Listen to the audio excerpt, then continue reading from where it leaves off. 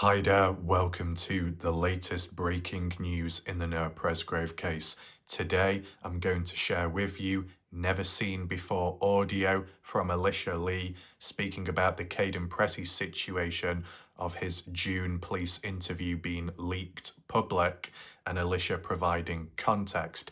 Some of the details you may hear could be rather shocking. And this was a conversation that took place between Elisha and a member of the general public on Facebook, dating back to October 5th, 2024.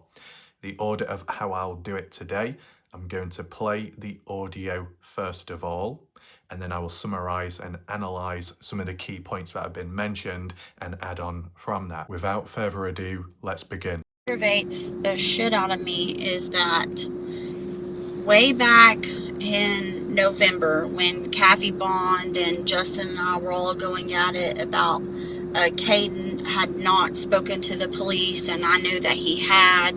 They weren't aware that he had because, you know, he didn't know all of those kids out there. The only people out there that he actually knew was Isaac, Brylin, Mikey, Jack, and Noah. He didn't know all of the rest of the kids that were at that party. So when they were all doing their little group interviews and everything, Kaden wasn't involved in that. We didn't know that, you know, anything was fishy until Kaden saw the news articles saying that Noah was naked.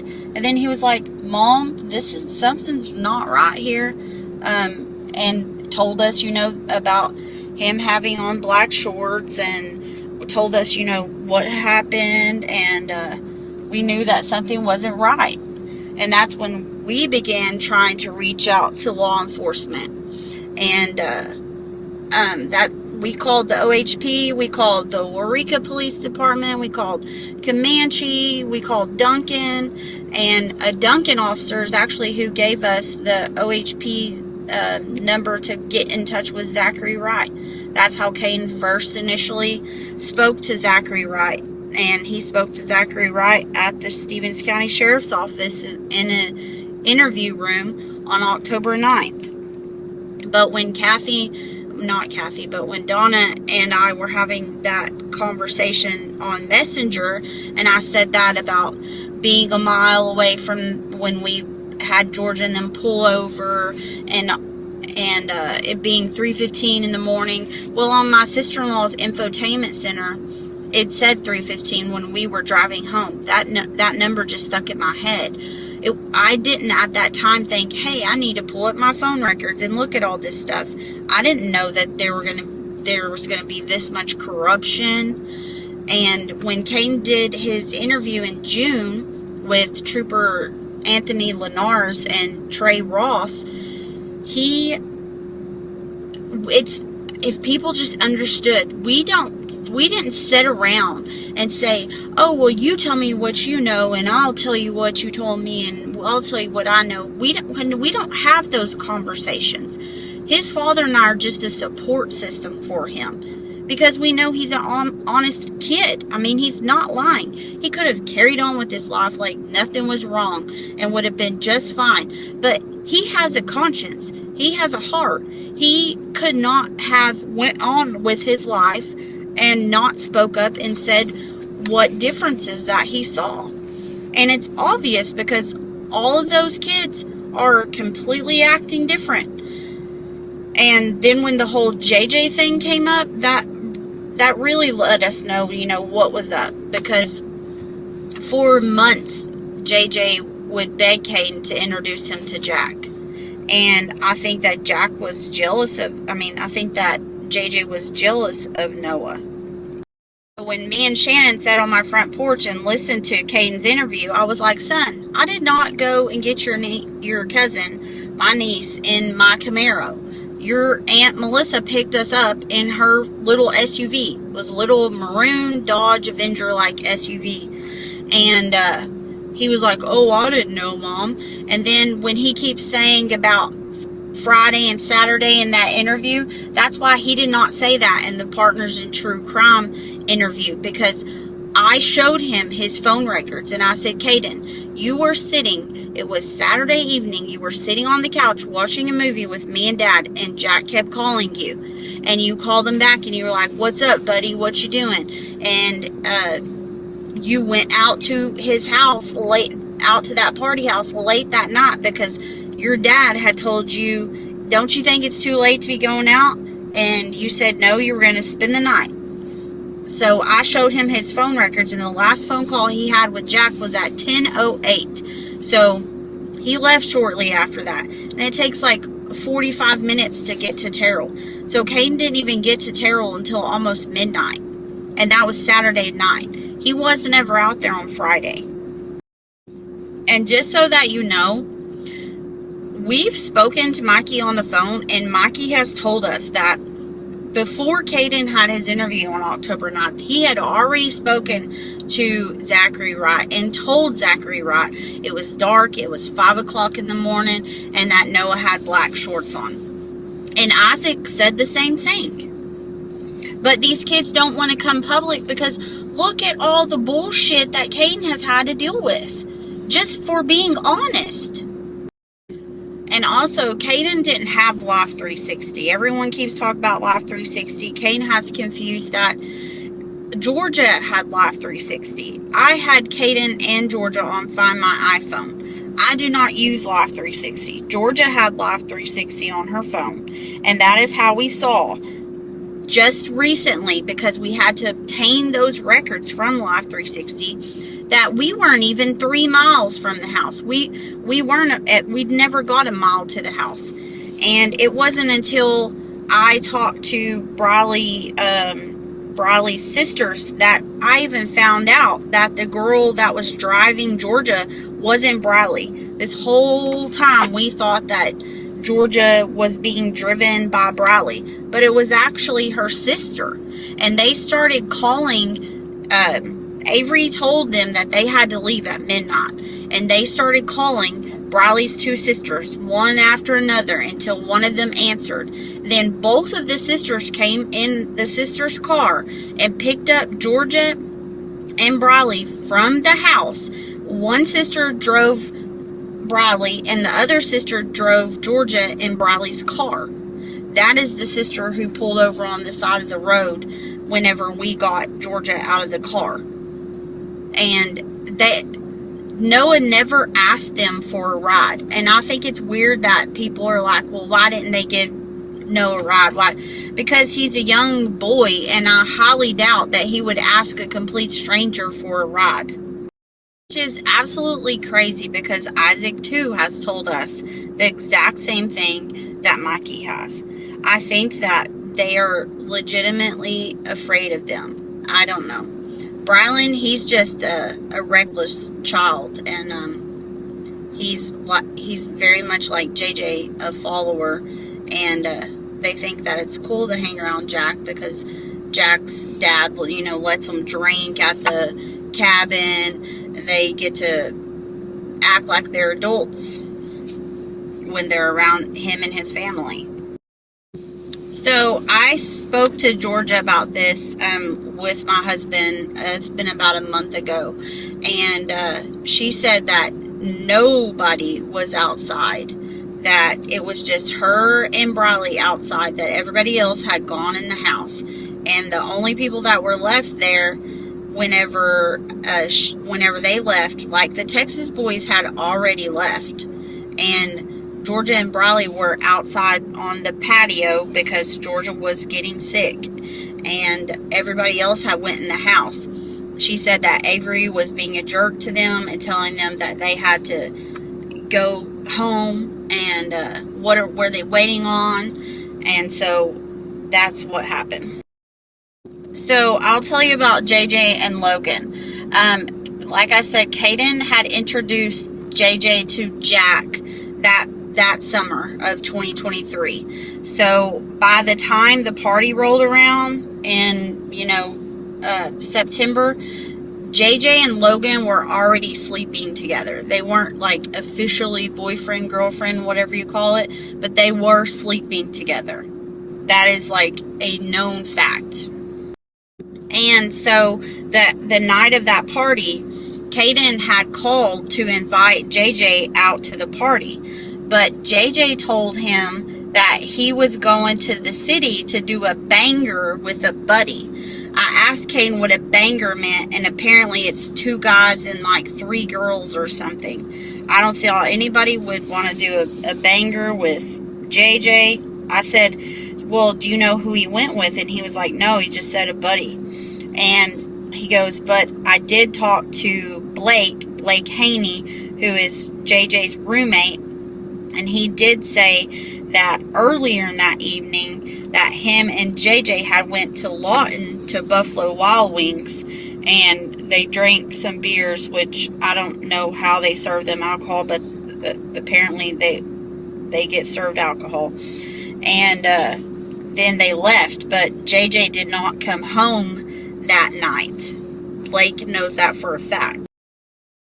Yes, you are right. And Kaden said that Sunday morning, because he said when they all went to sleep on Saturday night, that Kaden was laying on the couch and Logan and Noah were laying on the floor, and because they had all fallen asleep watching a movie. And that next morning he heard Avery say, what the fuck? And he said he turned around and looked, and Avery walked in and she like put her foot on Logan and Noah's head and kind of pushed them and was like, what the fuck are y'all doing? And he said that Logan and Noah both got like real defensive and were like, we didn't do anything. And Kaden said that he swears that he would have heard if they were doing anything on the floor or anything. He was like, I don't think that they had sex. I think that that's just something they made up to make JJ mad. And Kaden said that after Logan and Noah had said they hadn't done anything, that Avery said, well, that's good, because I would have fucking killed both of you. So I knew once Renee and all of them started coming out and saying their bullshit, I knew that they had some kind of involvement in it, because there's no way that a grown-ass adult is going to lie about a kid unless they have something to cover up. And I even sent Renee a Facebook message, and she blocked me, because I told her, I said, I don't understand why you're not coming forward and saying that Sarah was not there and she did not wake Kaden up, and why you're not saying that you took the guns from Kaden, because they were already, the boys' 2 shotguns were already in his truck because they were going to take them home. The only gun that wasn't was Jack's, and it was in the freaking house. And she literally said, give me the guns to Kaden. So, I mean, why would she need to take the boys' guns that were going home? Because she's the one that told them that they needed to go home before the cops got there, so there wasn't any more confusion. Whatever the hell that means. I mean, if an adult is telling Kaden to do something and he doesn't think it's criminal in his head, he's gonna do it. Just like when the service truck driver told him to get the fuck out of there. I mean, he just had assumed they'd already called the police, because, I mean, there's an adult there. And the whole deal with Chris Payette and them having Chris Payette say that he may have hit a hog, I think that that's something that Avery asked him to say, because Chris Payette is a known liar around town. He's been friends with my oldest son for years. I know Chris Payette personally. He is a liar. He will, if he tells you that the sky is blue, you're going to have to go outside and look, because it's probably black. Hopefully that audio was clear enough. Just for context, as a heads up, they were voice messages, voice notes, not a call, but voice messages. That was it. And it was broken up into little pieces, whether that be voice messages in response to individual questions and back and forth conversation. Regardless, it's now been compiled as a compilation of what's been said. And granted, some of the stuff that was mentioned might not have been in the exact order as one another for the constant flow, but just bear with it. If it was a bit too much as well, what was said, trying to process it all, I have made notes just to read over, analyse with what I know of. You can share your thoughts in regards to what you know of. We'll check for any discrepancies, any problems or issues, etc. It's all under control. And there might be a part where I need to add on with some screenshots for additional context from JJ's point of view, because JJ's name got brought into this by Elisha. And with these references, it kind of probably links on to more present day when you had JJ Bumpas laughing at the Elisha Kaden situation of the lake trip from Kaden's point of view in Snapchat post, as what we documented in recent time. But I said, we're going to go through it bit by bit. Just wanted to give you a bit of a disclaimer, a heads up as to how this came about and the order. Welcome to those that are still about and watching the live premiere. And if you have joined late, be sure to rewind back to the start so you don't miss anything. And be sure to stick around as well for the full context and understanding of what's gone down in recent time. It's an old thing, but has come to the public surface now, in the right hands of me to deliver and do with an appropriate nature, and that is all. It's just simply to learn and try and understand what's going on and from the different points of views. This is Elisha Pressy, also known as Elisha Lee, Kaden's mom, doing all the talking on behalf of Kaden. So there is that. So, and what I do want to say is, if you do like these videos and the coverage, and if you want to see more, and if you've missed out on anything beforehand, including my live streams, the one like last night, you'll find that all top right corner where the I symbol is, with the full playlist and some drop down videos as well. Be sure to drop your comments below under this video after watching today and let me know what you think of the situation. And if you want to support the channel, there are some links below, pinned comment, including PayPal. Big shout out to the individuals that have supported the channel in recent time and even last night as well. So without further ado, to highlight some of the first few notes, Elisha Pressy roughly quoted that Kaden Pressy only knew, as in friends, knew of Isaac Rojas, Brylan Sweat, Mikey Lair, Jack Newton, Noah Presgrove. No mention of JJ Bumpas, because JJ Bumpas wasn't at the party. Okay? And that Kaden didn't know of the rest of the kids that were at the party. So that would include Stephanie Milan, Jasmine Milan, Logan Jernigan, Carter Combs, Avery Howard, Breeley, I'm guessing, Texas Boys, and so on. Is it a problem? Well, we always knew that Kaden Pressy didn't know everyone at the party.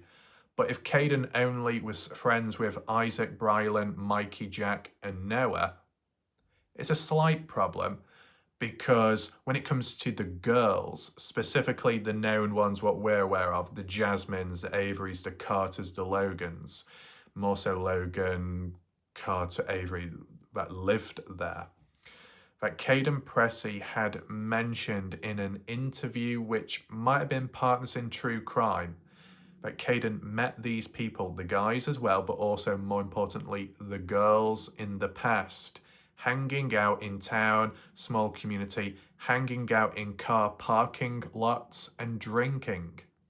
Underage drinking, I know, but just that closeness, regardless of age ranges, close together friends. And even Kaden Pressy said it himself, that specifically Saturday, the day of Saturday, the party, was close friends. People he was friends with and knew of, and so on.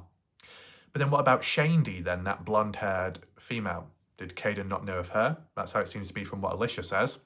And more specifically, when it includes the girls' names, because Kaden Pressy was the one that said when it came to Sunday morning, they all went out to Warwick gas station to get food. Long-time friends, a group of friends heading out to get food. Heading out as friends would mean Kaden is probably friends with them too, including the girls. Now, who were the people that went out Sunday breakfast? Well, let's try and count it down now. Kaden, Jack, Noah, Brylan, Sweat, Isaac, Rojas, not Mikey, Mikey was there Sunday. Jasmine, Carter, Avery, Logan. That's 9 friends. And that includes girls as well. Logan, Avery, Carter, Jasmine, at least 4 girls. And yet Elisha is wording it as Kaden didn't know of those girls. But Kaden also said in the Parts in True Crime interview when it came to Sunday morning breakfast, us friends, friendship group, knew each other in the past and at this party together, Sunday morning, going to get breakfast. Then, Kaden Pressy did contradict himself because I believe it was the Partners in True Crime Part 2 interview. Kaden then changed it up and said, well, I've never been to that party house before. It was my first time. And I've never seen those girls either. My first time. How can Kaden say that he's been friends with them before, knew of them in the past, hung out with them, drunk alcohol, and then later in a separate interview on the same channel with the same host then say, no, I've never been there, I don't know of those people. And even Partners in True Crime, the host, even they didn't catch up on it or question Kaden and say, well, why did you say they were your friends and friends all hanging out on Sunday morning breakfast? And then the next time you say in a different interview, you didn't know of those people. Either you know them or you don't. Either you're friends with them or you're not. You can't have it both ways. So there's a bit of consistency in what Elisha says compared with what Kaden has said. But originally, Kaden did word it as friends with the girls too, besides the boys, the guys. So we've got discrepancies there. Why would you need to lie? Either you know the people or you don't. But we've heard 2 different stories from Kaden, and it has been documented. Simple as. Do we have an answer behind all that? No. So it's a shame. You let me know what you think. Do you think Kaden Pressy was friends with these girls and maybe some other people too from the party? Besides Isaac, Brylan, Mikey, Jack and Noah, right? Next point mentioned by Elisha, when partygoers be doing group interviews, I guess in the early days, really early days, I think it might have something to do with, I can't remember whose house, but a handful of the partygoers all gathering round at, was it the Newtons' household? Correct me if I'm wrong. Around a table, all together, doing interviews with police or a policeman officer. And Elisha says Kaden Pressy wasn't involved with it. But it was a follow-up from what was mentioned above about Kaden didn't know of the other people, like the girls, the party host. And supposedly that's why Kaden wasn't involved when the other partygoers did the group interviews. Well, who was doing those group interviews then? All of the girls? Was Jack Newton there as well? As long as Jack Newton was there himself, considering that Kaden is best friends with Jack, and I guess vice versa, you would have thought Kaden would have been welcomed and invited, even on behalf of Jack Newton. If Kaden Pressy didn't know of the girls and has never been to that party house, yet he was invited by Jack Newton of all people to come on down, acting on behalf of the birthday girl host, Kaden was welcomed in, you'd think Kaden would also be welcomed into a group interview, because at the end of the day, they were all there in the same place. They became acquainted with one another one way or another in the moment at the party, or they were already friends from the past. So why should Kaden be left out? And if Kaden was left out because of not knowing of the other people, as Elisha says, what's the situation with Isaac, Brylan, Mikey then? Was Isaac, Brylan and Mikey odd ones out like Kaden on the sideline? Is it because Kaden, Isaac, Brylan and Mikey all left the party house at supposedly 7 in the morning or onwards, when the rest and the girls remained at the house crying and upset? Were some people blacklisted, left out because they left too soon and didn't comfort the others that were sad? Or is it just Kaden? Kaden singled out. Because that's all we hear from Kaden. not being followed up on, not being properly interviewed in the early days, not having the phone taken in, treated as the odd one out, harassed, attacked, threatened and whatnot online by others, a complete mess. But what happened to Isaac, Brylan and Mikey? Okay, maybe they're not as vocal when it comes to online social media, hence why they've not been attacked as much, if not much. But what about how they were treated and handled during interviews? Treated like Kaden or treated better? And if treated better, why would that be the case? What are the reasoning behind it then? So that was just to bring up another point mentioned by Elisha, that being we, as the family, including Kaden, didn't know of anything fishy at the time until Kaden Pressy saw an article, newspaper or news coverage online, digital media, of an article mentioning that Noah Presgrove was naked. And that would have sparked, at least in Kaden's mind, of, well, that's a bit strange, because in Kaden's mind, and what Kaden witnessed specifically, is that Noah was wearing black shorts. And then news coverage states Noah was naked. We've done our own analysis. I've done it on my channel in the earlier days, that what Kaden saw is true to himself. But if there was a middleman factor which altered the shorts, changed them, removed them, and then the next wave and set of people came on down and saw a different scenario, it's true to what they see. But Kaden and whoever after that can't see eye to eye because they had different experiences and they can't experience it from one another's vice versa. Makes it a bit tricky and difficult. Not really being reinforced since, and even the claims of highway footage and removal of shorts, well, it's not been shown public, so it's hard to believe in it when it's just words and you've got to take other people's words for it.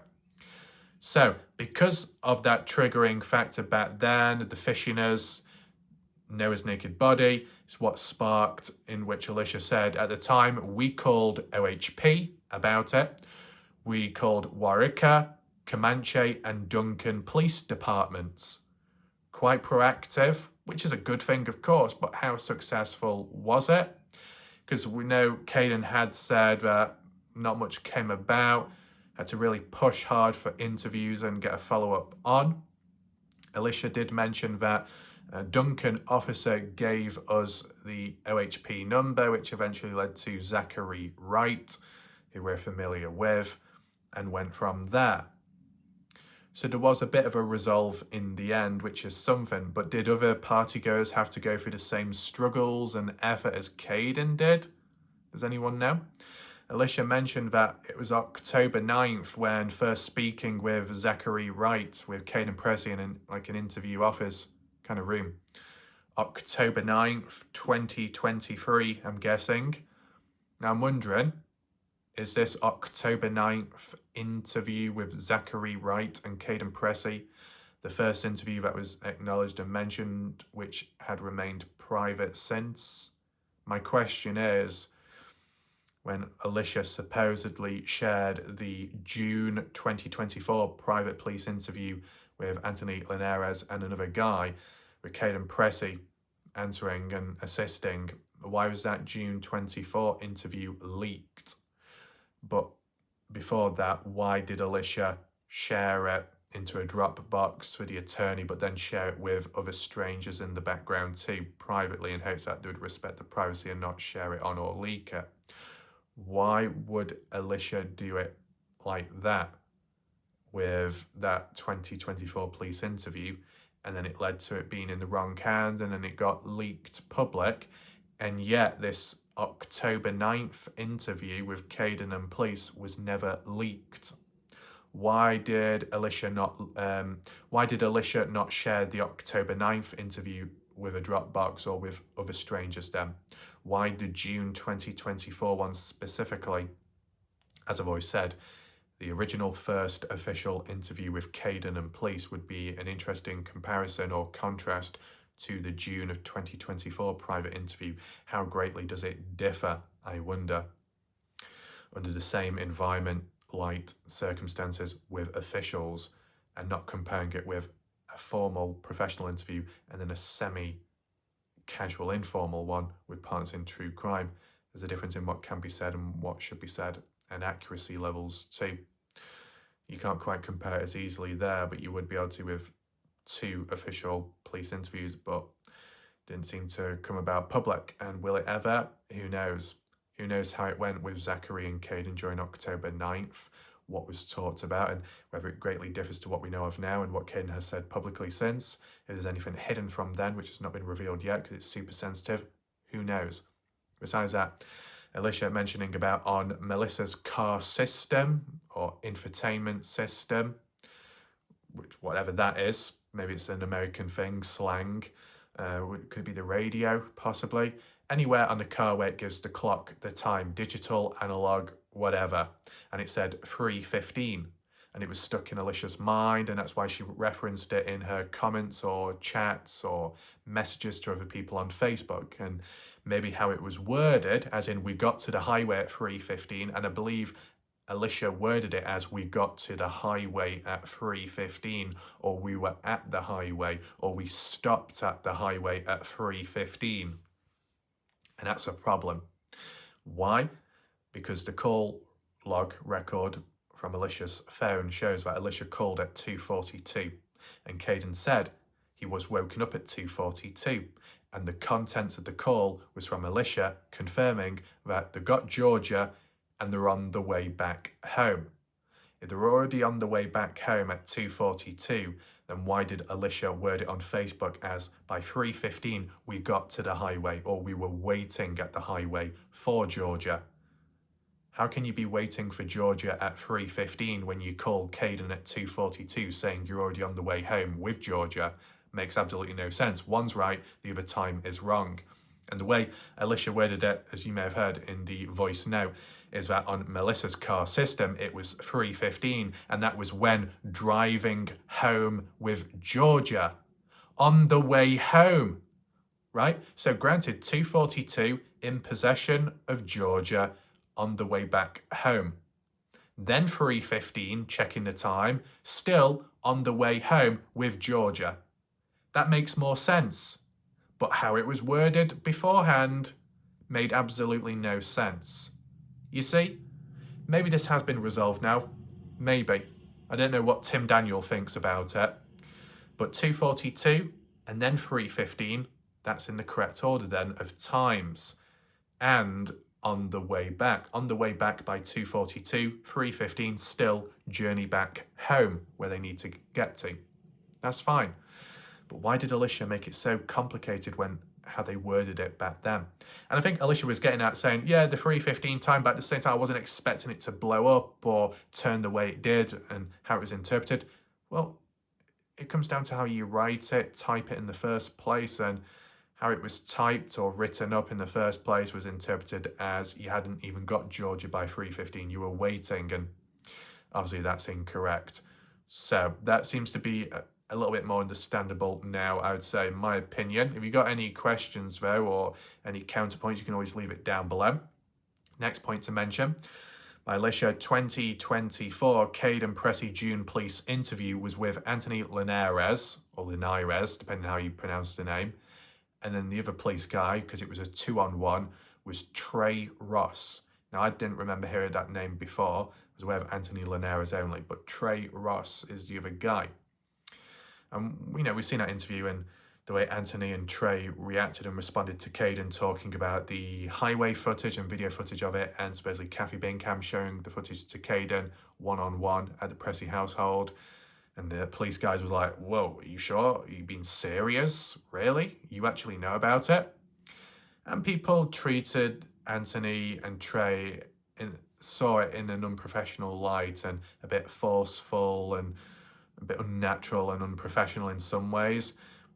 I don't know if it was Anthony or Trey speaking, but the only point what I picked up on as a bit problematic is when Kaden and the police guys were trying to figure out, what day, Kaden, were you at the party? When did you first attend, arrive, and onwards? And juggling back and forth, and there was eventually an agreement settled on when on Friday.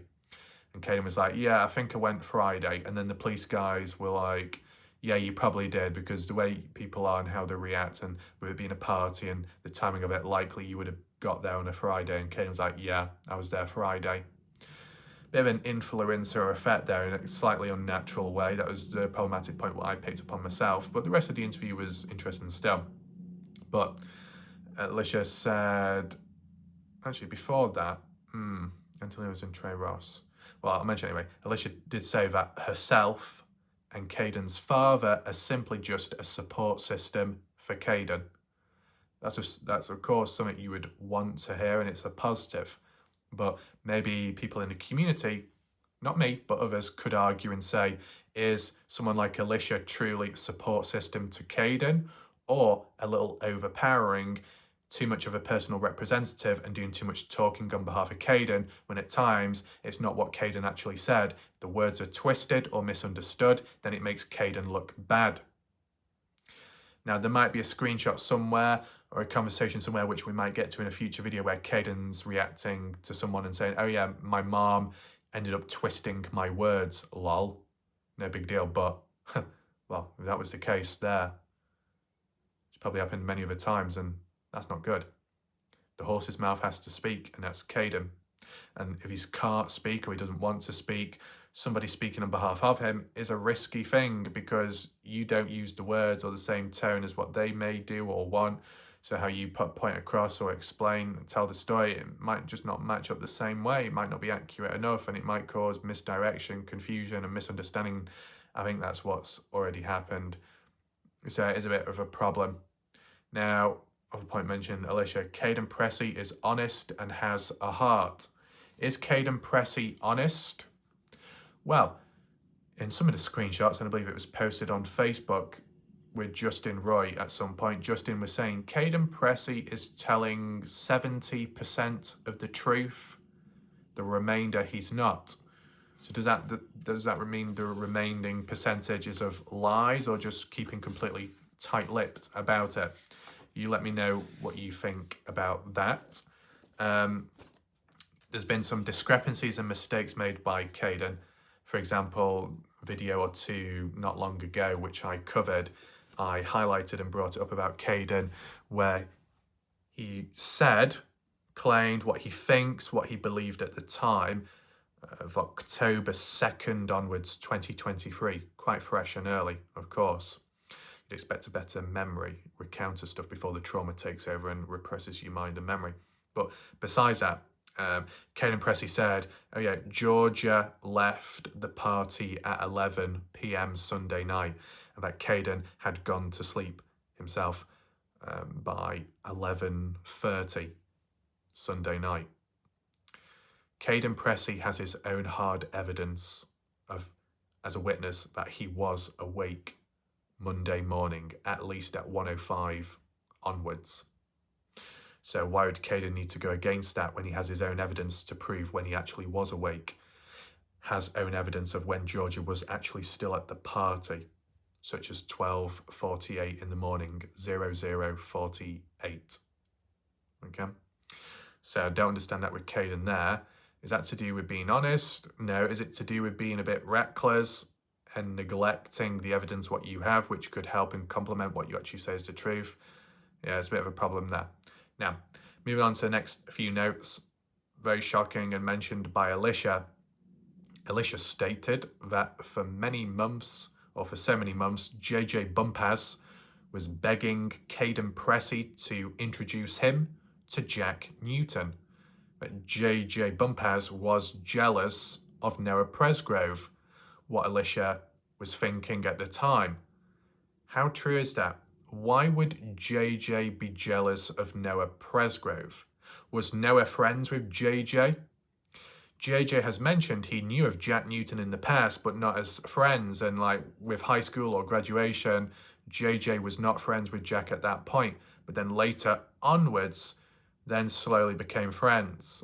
And I think that might have been to do with when working with Jack, or when something to do with the scrap pile.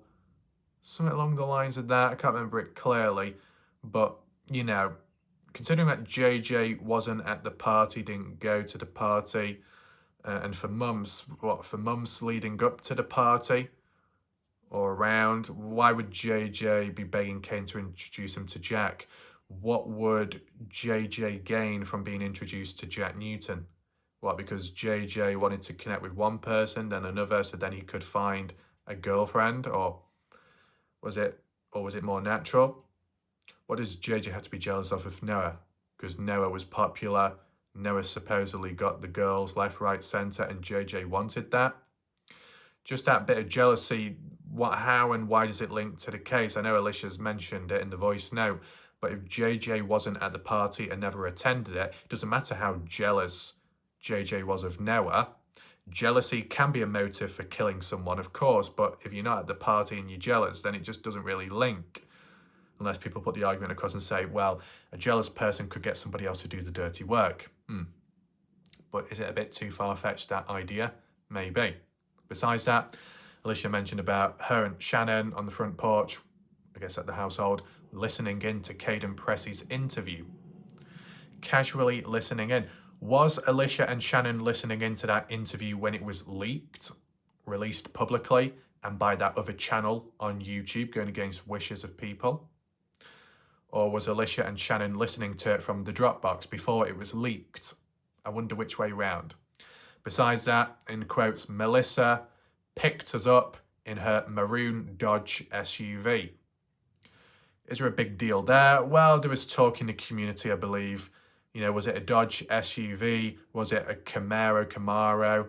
And then I ended up saying, could it be a Camaro SUV or something? And at the time of when I said that, they hadn't been released, but they were soon to be. So it looks like I was a time traveller, but not in the right way, because it was more into the future, that, not in the past. So I don't know if that clears it up with anyone, Melissa being in a Dodge SUV. If anyone has any problems with that or counterpoints, you can list it down below. Elisha Pressy, roughly in quotes, Friday and Saturday in the police interview, the June one by Kaden Pressy, and that's why he did not say that he was there or didn't acknowledge it the same way when it came to the Parts in True Crime interview. Why exactly, though? Need a bit more context, of course. Kaden did say in his words, with the influence of police as well, in the June interview with Police 2024, of being present there on Friday. Kaden said it himself, yeah, I was there Friday. But then Partners in True Crime interview, and they said, where should we start? Friday, and Kaden says, I don't want to talk about Friday. Did Kaden not want to talk about Friday because he was never there, or because he just couldn't talk about it publicly because of legal reasons to do with the police?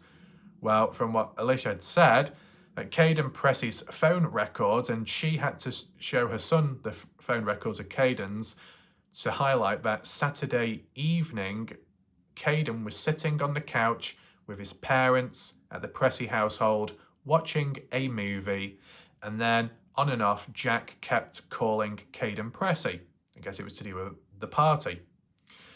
And after that point, then Kaden went down to the party late at night. First time I'm hearing this, because I don't remember this direct, clear context given in like the police interviews. I know Kaden said he was invited by Jack to come on down to the party house, and Jack was willing to offer to pay for the gas, money, petrol, fuel, whatever you want to call it, but never did in the end. By the time Kaden was convinced and persuaded to go on down. But as for the timing, I didn't know. As for how long Kaden was there for on the Saturday, I was more so thinking, oh, did Kaden attend the party Saturday morning? Well, Elisha says Kaden only arrived at the party house after 10:08 p.m. of Saturday night, and that Kaden Pressy got to Terrell almost at midnight. Almost at midnight. That's very interesting considering the events that happened around that point as well. So Kaden Pressy arrived sober.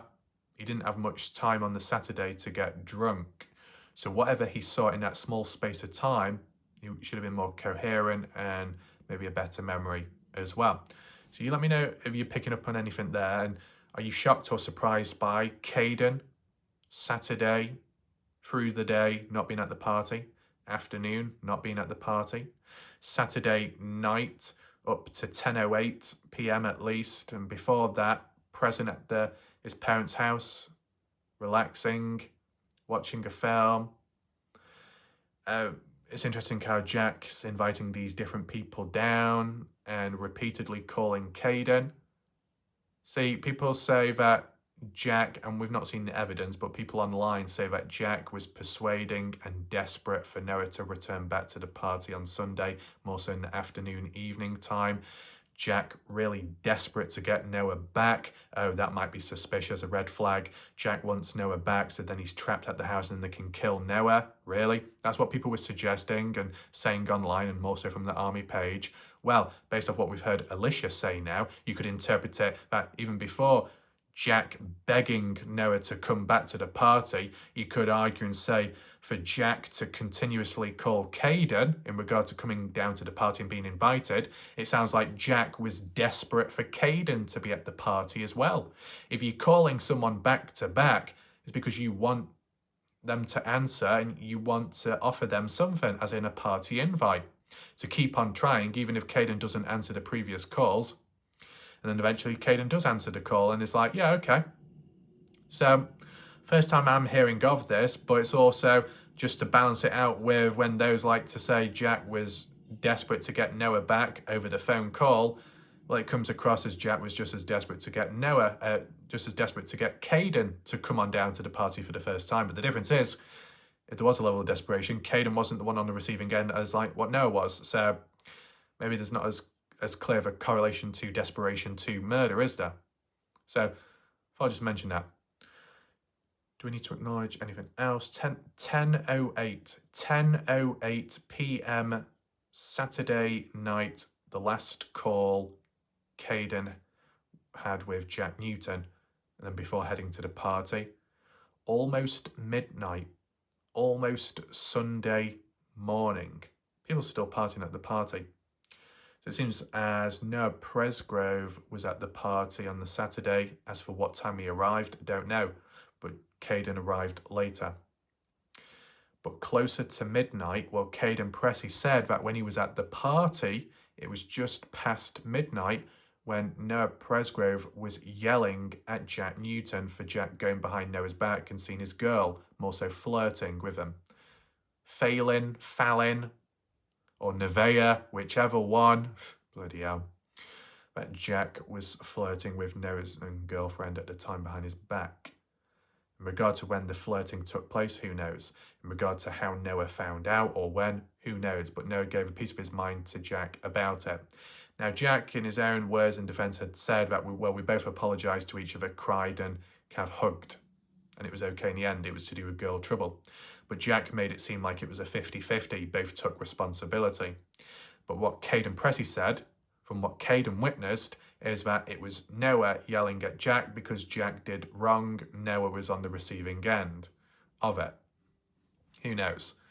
But for Kaden to just about arrive at the party close to midnight, it's also close to when that argument took place. So did Kaden have much time to settle down or introduce himself to strangers then?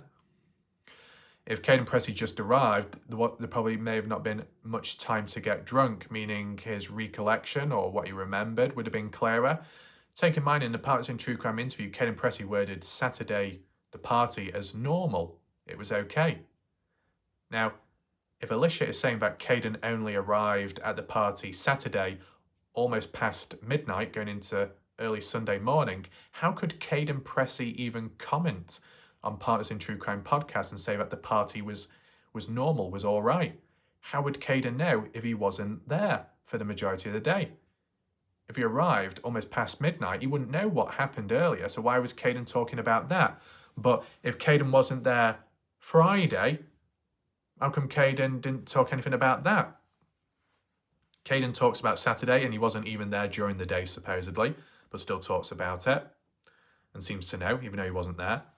But because Kaden wasn't there Friday, he's just not going to talk about it whatsoever. So, I don't know, it's just a bit weird that. You can let me know what you think if you agree with what I'm trying to get there. But Elisha Pressy said that Kaden Pressy never was at the party on Friday. And for most part of it, that's what we agreed with. But then when that leaked interview came out, the June 2024 one, and Kaden said, I was there Friday, it kind of added a lot of confusion. Why would Kaden even agree and say he was there Friday if he wasn't? Is it because of peer pressure, because of the police guys saying that you were there, and Kaden's like, okay, I probably was there? It's a bit of a mess, if I'll be honest with you. Was it more refined when it came to the Partners in True Crime semi or informal interview then? I don't know, it just depends how you look at it. Now, move on to a couple more notes, because there are little bullet points, okay? Elisha Pressy said she spoke to Mikey Lair on the phone, and I think what's mentioned in quotes is more so to do with what Mikey had done previously, that before interview of October 9th, I don't know if that means before the interview with Kaden, because, where was it now?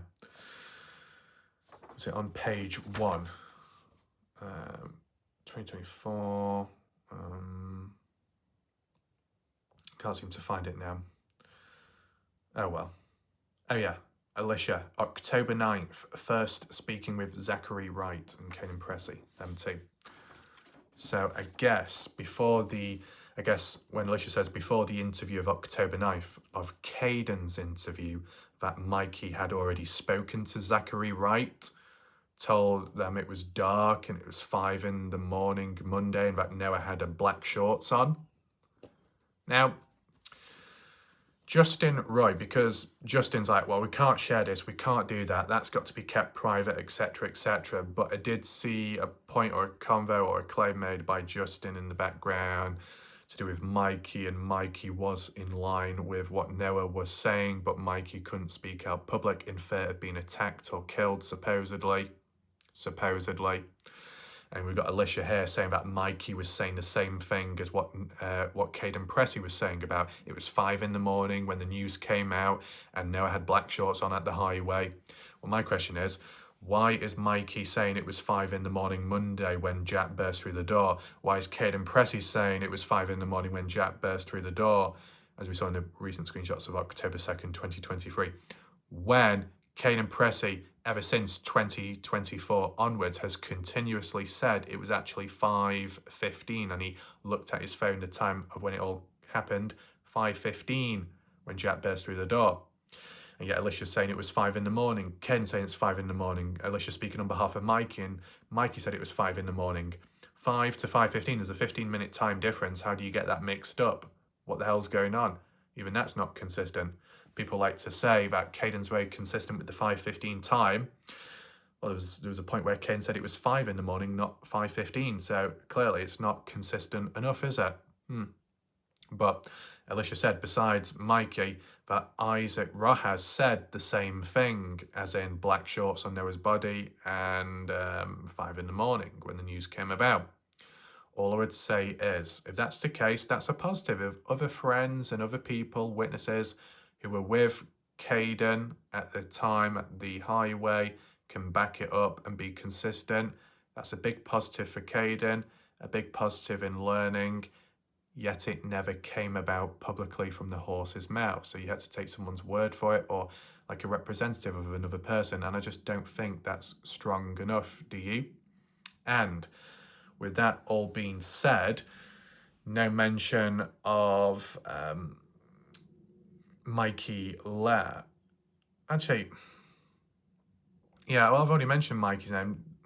Yeah, this is actually a major problem. As said, compared with what we've looked at already, and I don't know if I need to do a future video of it because I've already done coverage anyway, but I'm sure most of you are familiar with Mikey Lair's Snapchat post. Not that it was Mikey's snap, it was actually Logan Jernigan's, I believe, because Logan was holding the phone to take the photo. Basically, at 5:27 in the morning, Logan Jernigan, Jasmine Milan, and more importantly, Mikey Lair were resting but awake in a bed, laughing and smiling, completely oblivious to the news of Noah's death and present at the house. Mikey at 5:27 was at the house in a bed.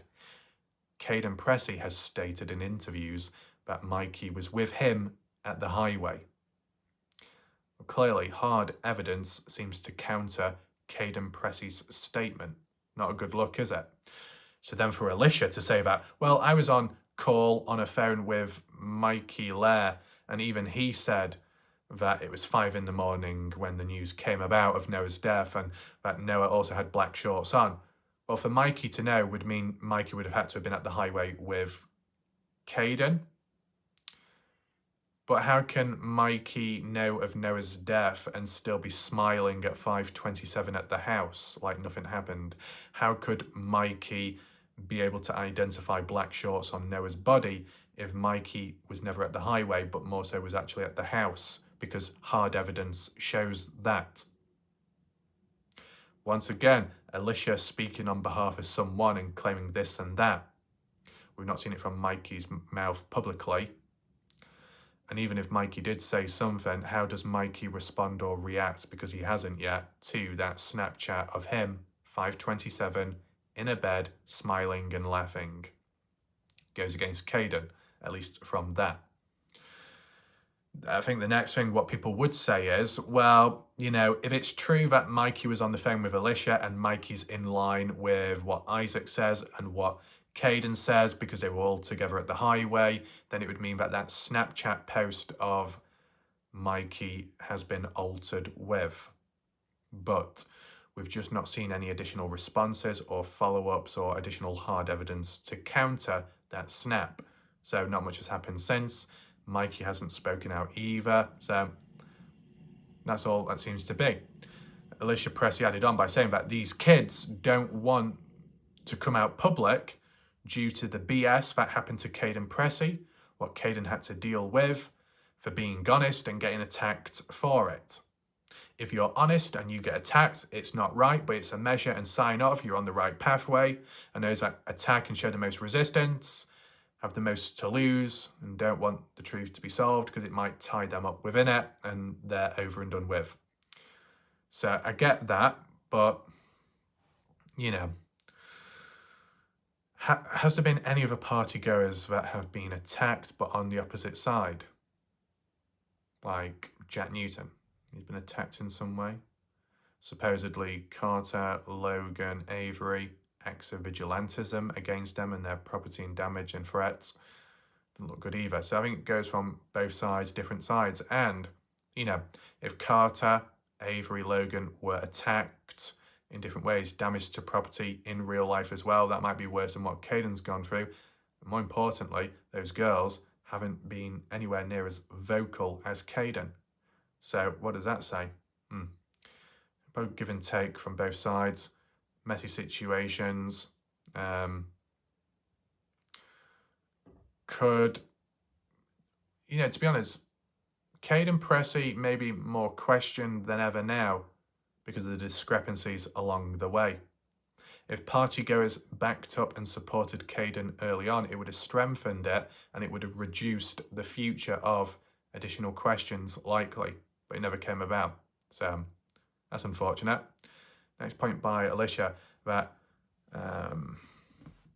she has Kaden Pressy and Georgia on her Find My iPhone. That's how she was able to track them at the party, and those like little icon symbols of the names where Kaden was in one room, Georgia was in a different one, and they were separated, and Elisha didn't like that because she wanted Kaden to look after Georgia and watching over her continuously after 12:48 because of being drunk and vulnerable. I get that. It was Georgia that herself on her phone had Life 360. And to be honest, I think it's important that because I was saying originally, from what I was told and what Elisha had said herself, that Elisha didn't have Life 360, but another tracking service. And then people were telling me that, oh no, it was Life 360. Well, Elisha says it wasn't Life 360. It was Find My iPhone, which is another means of tracking. Okay. But I guess some trackers may have more information than others, and hence why Elisha said that we obtained the records from Georgia's Life 360. Oh, so you were able to successfully obtain records from Georgia, but the victim's family of Noah Presgrove can't seem to obtain the data, phone data or records from Kaden's phone or tracker, whatever. One's more cooperative or one's more, I don't know, determined to get a hold of the data. But somebody else, outsider, non-family member, requires or asks, inquest about it. Request, oh, it's delayed. It's not going to happen. Here's a link. It's expired. disappointing that in a way. But the reference to Georgia's Life 360, which must link back to Elisha or Melissa's whereabouts, vice versa, that from Elisha saying that they weren't even 3 miles from the house. They weren't 1 mile from, not even 3 miles. So I guess we're much further out, away from the party house property. Okay. Well, as I've already said when I was doing my video, based on working the time of when Georgia Breely left and the timing of when Melissa and Elisha had left and were down the highway, probably leaving earlier than Breely, Georgia, at some point then crossing paths, passing by one another, it's going to take much quicker in time to get from party house down to the spot where Noah's body is, compared to 30 to 40, 45 minutes of driving what Melissa and Elisha have to do, because they've got more to cover. By the time they get so far down, likely Breely, Georgia have already passed by the spot where Noah's soon-to-be body was to be found. So it was going to be further on north anyway, away from the house, away from Noah's body spot, meaning it wasn't as relevant or as significant. The 3:15 mention and close to the party house, all worded incorrectly from the looks of it, and that wasn't the case. But how people interpreted it at some point as the case, you could put the argument across and say, well, the closer it is to that time, the closer it is to when Noah walked away, the closer to his death, and if it's near to the house, they would have seen something. But the way it seems to be now is that 2:42, Melissa, Elisha already have Georgia by 2:42 on the way home. And 3:15, still on the way home, but even further on north, away from the house. And even in the build-up in driving on down to pick Georgia up, and then down the highway, realising based on the tracker or some app, oh, they're on the move, they're heading towards us, there must be in a vehicle, driven by one of Breely's older sisters, but they didn't know at the time. So once they do pass, and the distance to get from point A to point B, and from them point A to point B, it would have been further north away from the house. And Elisha says it's proven by Georgia's Life 360 that Elisha and Melissa weren't even 3 miles near to the house, they were actually further away, more north, as they were coming down south. So, yeah, it's kind of like, well, I kind of expected that in a way based off my analysis and the timing of it all. You let me know if you're shocked or not. Besides that, Elisha mentioned about Breely and Georgia told to leave the party by midnight, as of Sunday midnight going into Monday morning, early Monday morning. What, in between 12 a.m. to, or 0000 to 1 in the morning? Because it's been mentioned by, I believe, Breely's sister, one of the sisters, older ones, on Facebook, that said it was just a little before 2 in the morning, just a bit before 2 in the morning, 1:30, 1:40, 1:50, round about then, maybe. For Elisha to say it was past or by midnight, going into very early Monday morning, there is still like maybe a 1 hour time difference, and that is a little bit problematic, if I'll be honest with you.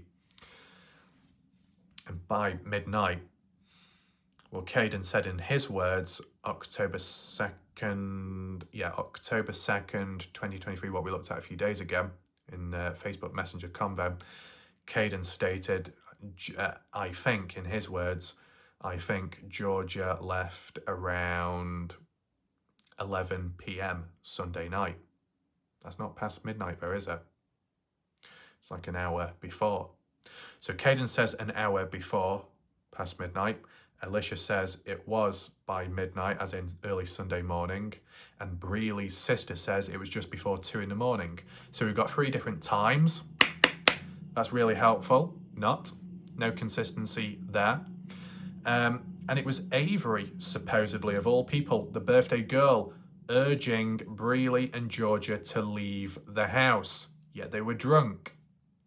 Why would Avery want those 2 girls to leave?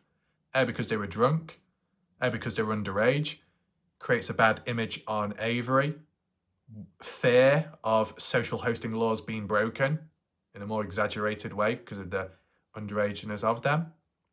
Well, it's also been mentioned in defense from the dark side that Avery welcomed Breely and Georgia into the house because they showed up drunk. So to send them back on their way would be dangerous for them. Drunk driving could endanger other people's lives. So welcome them into the house, which has alcohol, which is risky and dangerous, but to keep them in sight. Oh, but then by early Monday morning, right, we'll kick you out now, you can go. Why would you welcome them in the first place to then just kick them out a little bit later? It just seems a bit odd. And why by midnight Monday morning? Is it because you wanted them gone because Monday's where things were going to get even more intense, more dangerous, more people coming on down? It just never happened because the party was cut abruptly by the mention of Noah's death. Who knows? Why midnight of all times? Why not a bit later on in the morning of Monday once they've sobered up? Give them time to sober up. But this is coming from what Elisha says of what she knows or heard of. It might be different to what Avery actually did. But if anyone has counterpoints to say, yeah, Avery did tell Breely and Georgia to leave by midnight or not, you can let me know below. So, because of being urged to leave, Breely was calling her two sisters, one after the other, and then in the end, two sisters both showed up. One to pick up Georgia Breely, take her home, and then the other sister of Breely was to drive Breely's car back home. That makes total sense. We've heard that before, no big deal there. But the timing of it, when they were, and the fact of being told to leave by the birthday girl is a bit weird. I wasn't expecting to hear that. Elisha mentioned that Noah never asked Breely's sisters for a ride. That's consistent because Breely's sisters did mention online that we didn't see or hear or know anything about Noah wanting a ride home. If he had mentioned it or if we knew, we would have given him a ride home. Okay, fair enough. There's at least some consistency there, which is better than nothing. Few little notes left. Elisha said that Brylan Sweat is more so a follower like JJ Bumpas is to Jack Newton. By hanging out with the cool kids and with Jack having supposedly a cool dad and letting him hang out and drink alcohol at places that can feel more grown up, and that's why. How does that link to the party? What? If someone's done something bad, followers may keep quiet to please others so they might get rewarded. Is that what's being interpreted by Elisha indirectly, or at least interpreted by me? Who knows? Elisha, her husband, having a conversation with Georgia at one point in, I think, 2024. And it was mentioned that it was just Georgia and Breely that were outside on the front of the party house. But the Texas boys had already left. Well, if Georgia and Breely were urged to leave, with Elisha mentioning about Georgia throwing up as well before leaving, and they were told to leave by midnight, or just past midnight, 0000, or 2300 hours onwards Sunday night. None of that, well, I can't say none of it, but a little bit after midnight of Monday morning, 48 minutes in. The hour hand 12, minute hand 48, 12, 48, 00, 48 is when, or roughly when Georgia was throwing up sick from drinking too much alcohol, and Kaden showed a photo of that to Elisha to show the news, and then from there on, Elisha was like, oh my goodness, well, you got to look after her, be on the watch out. And then by 1:30 onwards, 1:40, 41, that's when Elisha was saying, hey Kaden, you need to call me. You're not hanging out, you're not looking out for Georgia. Where are you? I can see on the find of the iPhone that you're in separate rooms spread about. If you don't call back or answer, I'm going to contact Melissa, we're going to come on down. Well, that's what happened. So Elisha knows very well through her own hard evidence that she has, and Kaden Pressy knows very well that Georgia Breely were there past midnight at 0048 onwards, and even at the time of like 1:30, 1:40 in the morning, Breely, Georgia still there. Then by 1:53 or 1:51 or something round then, that's when Elisha called Melissa and said, hey, we need to go on down to the party to pick up Georgia. And close to that time of when that call was made, unknown to Melissa and Elisha, close to 2 a.m, 10 minutes away, Georgia and Breely getting picked up by Breely's older sisters. So you can kind of see how it goes there, but it just doesn't add up with what Elisha had said in those voice notes, what Kaden had said in October 2nd, when those said individuals have evidence, hard evidence to know the actual time of when Georgia Breely left, where Kaden was, etc. They're going against their own hard evidence, what they have, based on what they think, instead of what they actually know, and they have that material. Why are they gatekeeping themselves from telling the truth? What the hell is that? I've not seen that before. That's unusual. If it was such as they didn't have hard evidence, but other people did, but they didn't know that other people had hard evidence, then you can only base off what you think or what you know. But if you've got hard evidence and you can release it public, but instead you choose to just base it on hearsay and not evidence, what's the point? What good does it do? But besides that, if Georgia and Breely were outside, at what time? 12:48 onwards, and Elisha says that it was mentioned by Georgia that Texas boys had already left, all of them. If that really is true, if the Texas boys had already left before 3:30 at least, you could put the argument across and say, well, by 3:30 onwards, when Noah had walked away to cool off, there wouldn't have been any more vehicles or not as many vehicles left, such as the Texas boy vehicles to climb in and rest. And then the accident of falling asleep in a vehicle to then Texas boys driving it off down the highway north. Noah's woken up, stands up, disorientated, falls out, dies that way, accidental, unknown to the driver, the Texas boy or Texas boys in the passenger seat. Well, none of that would have happened if the Texas boys had left before Noah walked away. There would have been less vehicles present, wouldn't there? But it's just from what Elisha says on behalf of somebody else, and it might not be good enough. It's not hard evidence, it's just words. So it's problematic. Also mentioned, supposedly what Georgia said to Elisha is that Avery was being a jerk to them about, you got to leave, you got to get on, move, why are you still here? Is that for sure? Who knows? Elisha mentioned about Kaden Pressy had introduced JJ Bumpas to Jack Newton in 2023 summertime, that JJ and Logan Jernigan were already sleeping together. Not officially boyfriend and girlfriend, such as around the time of the party, but they were already intimate. So, I don't know if any of that is what people have interpreted or listened to Elisha in other ways before that, as in, that's why JJ got dragged into all of this mess. JJ wasn't there, but people are saying he was there to be in a relationship with Logan. And if you're in a relationship with Logan, meaning you probably are going to be there at the party with them to hang out and have a party like how Jack Newton was to Carter Combs. But Elisha says JJ Logan weren't actually together, just sleeping, just a touchy part, just a casual intimacy in a sense. Who knows? But do we have hard evidence of that? Well, JJ has said himself he wasn't with Logan at the time.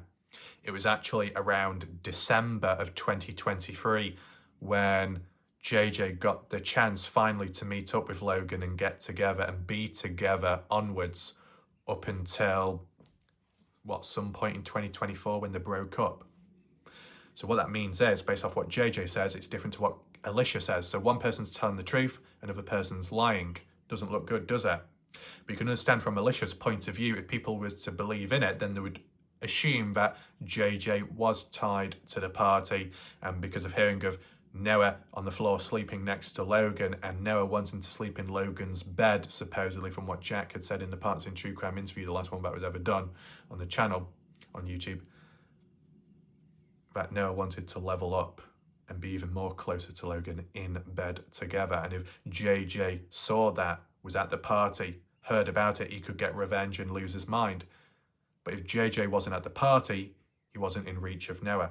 And if JJ wasn't in a relationship with Logan either, would JJ be that bothered? And from JJ's own words, besides the sexual encounters, as what Elisha words it as, JJ simply wasn't even in a relationship with Logan. So it wouldn't have been any of JJ's business if Noah had done something to Logan. But it could be more so of Nevaeh or Fallon, whichever girl it was, who was in a relationship in some way with Noah at the time, who wasn't at the party, but did they know what Noah was doing? Now, the context behind what we've heard elsewhere, when it came to Noah and Logan sleeping on the floor together, they only slept, they fell asleep, they were tired, they didn't get to make it to bed. Maybe if you've been partying up all hours, been awake for some time, drinking and getting exhausted, some people do drop off, some people do pass out of nowhere and they can't control it. Did that happen to Noah Presgrove and Logan, and they just happened to fall asleep, lay on the floor besides each other, and that was all?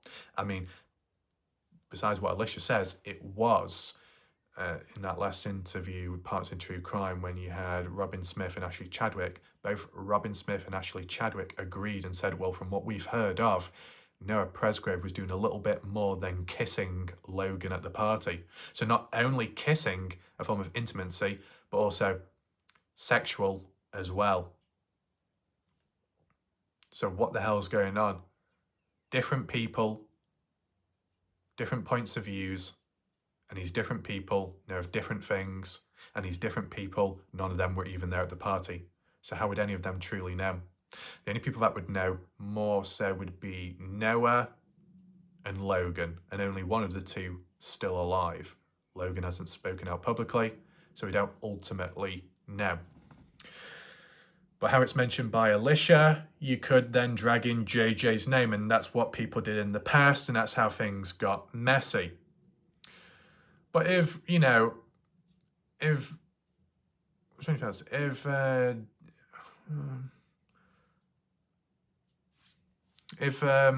sorry, mine's gone blank then, malfunctioning. If Noah was sleeping with Logan or just some kind of intimacy at the party, who else does it really impact or affect? Well, the mention of Avery getting all pissed off about it, why does it concern her though? Was Noah with Avery in a relationship active at the time, or an older relationship? And if it's an old one, no longer together, why should it be of Avery's concern? So it's a bit all over the place with this girl trouble, a bit like pass the parcel in a way. As I said, I might probably show a screenshot of what JJ had to say himself, besides what Elisha had said about JJ and Logan already sleeping together. JJ didn't even know of Logan or wasn't even with Logan at the time, as what Elisha said of summer. It was actually December when JJ came across Logan, so why would Elisha say different stuff? Weird. Elisha also mentioned that Kaden Pressy invited, or at least tried to invite JJ Bumpas to the party, the actual party, because Kaden was friends with JJ at the time. Okay, fair enough. Would the outcome have been any different if JJ had been there? Well, if JJ wasn't there and Noah died, if JJ was there and Noah died, I don't think it would have changed at all. Would it have added in more ammunition and fire to people to go after JJ? Probably. If JJ wasn't at the party yet people still believed that he was, or tried dragging him in because they assumed or thought or heard elsewhere how it was misworded that JJ was in a relationship with Logan, and if Logan was with Noah or close to at the time Logan and Noah, and JJ found out or saw or heard about it, then you could think revenge, killing, eye for eye, whatever, very bad. But none of that supposedly happened. So people are able to desperately tie one thing with another when it didn't even happen. Well, if it did actually happen, just imagine how people could react to that then. You upscale it, it'd be a lot worse. So what was the reason for JJ not coming down to the party? Because he was busy, himself and a buddy. 2 guys, 3 girls, and they were banging. That's how it's worded by Elisha. They were busy banging. What does that basically mean? Well, it means in one way or another that JJ Bumpas and a friend were physically engaging in dodgy activities, sexual ones, with 3 girls. All at once, who knows? But Elisha did word it in a bit of an odd way by saying, who would even do that with JJ Bumpas? So Elisha, a fully grown adult, Kaden's mom, speaking on behalf of Kaden's friend JJ, saying, why would anyone want to have sex with JJ Bumpas? That's how it's been interpreted. That's a bit weird to comment on, isn't it? JJ does whatever, other people react and do whatever in the background, fiddle about whatever. But besides that, besides being busy there, earlier on in Lawton, I think it was mentioned, JJ and a buddy, as mentioned in the audio, were at B-dubs or buffalo wings eating food. So basically, JJ was busy doing other stuff, couldn't come down to the party. Do you think it would have been a different outcome if JJ was at the party? Would it have gone any other way or not? If JJ was at the party but still didn't know if Logan, wasn't in a relation with Logan whatsoever, then whatever Noah does to Logan, it shouldn't have concerned JJ whatsoever based on that. Elisha mentioned about Kaden Pressy was thinking that when it came to Sunday morning that Logan and Noah sleeping beside each other, that they didn't do anything, but they made up the sex claim to make JJ mad. Why would JJ be mad if JJ was never with Logan at the time, as JJ says himself? And I've not seen JJ mad personally. Bit weird. Is it what Elisha believes as well, or just more so Kaden, what he thinks? And why would Kaden be thinking that? So what, Kaden Pressy knows that JJ was in a relationship or intimate with Logan and thought, well, Logan and her probably did something or pretended to do something to stage it, to then annoy JJ. Why would they want to make JJ mad? That's not healthy, is it? Friends or not? It's just toxic. That doesn't do any good. And, you know, Elisha speaking on behalf of Kaden, and Kaden was thinking or saying like it was Logan and Noah that made it up, that they had sexual encounters. Did Logan and Noah actually say that they pretended that they had a sexual encounter? I mean, I said it's Robin Smith, Ashley Chadwick in that interview with Partners in True Crime that stated, well, they did more than kiss, sexual encounters. How did Robin Smith and Ashley Chadwick hear about that? And Kaden Pressy says kind of well, not the same thing, but it was made up. So who made it up? Logan and Noah? Who spread it then? Did it link to how Robin and Ashley found out about it? What the hell's going on there? All very messy. We've heard it already mentioned before in other interviews about Avery quoted and saying, I would have killed both of you if you had some kind of sexual encounter with one another. Why would Avery be pissed off with either Logan or more so Noah Presgrove? What, because Noah was in a relationship with Avery? Well, at least to my knowledge, they were, but in the past, and no longer anymore when at the party. So why would Avery be concerned about Noah? Unless it was casual, unless it was starting again. The flares, the passion was heating up again between the two. Who knows? Seems to be all over the place, past the parcel. That's what it feels like in some ways. You let me know what you think below. But personally, when Avery said at the time, you know, I would have killed both of you if you had done something. Yeah, leading to Noah ended up dying. Doesn't sound like the best choice of words, but it's easy to think of that retrospectively. But in the moment, you're not expecting of what's to happen next. It's like the Kenny Veach case where a person online says, don't go back out there because if you do, you'll not come back, you will go missing. What happens? Kenny goes missing. What happens to the person that left that supposed warning? They've got harassed, questioned and deemed as they know what happened. They're responsible for Kenny's disappearance. I think it was a prank gone wrong, poor choice of wording, or it didn't age well. One of those things. It just didn't age well. That if Noah never died, but Avery's comment remained still, as in, I would have killed both of you if you've done something, or whatever, people wouldn't have a second look at it. They'd just think, oh, well, it's just meant as a joke, nothing serious. But when an event does happen afterwards and it ties in line with the same words, it's like, oh, we need to take it more serious now. Don't mean to say there's a direct correlation, but you look at it closer because of the words are linking to a similar event or outcome. Were you the one? Were you threatening them? I get it. It's just bad timing, unfortunate. That's what I think of. You let me know what you think below.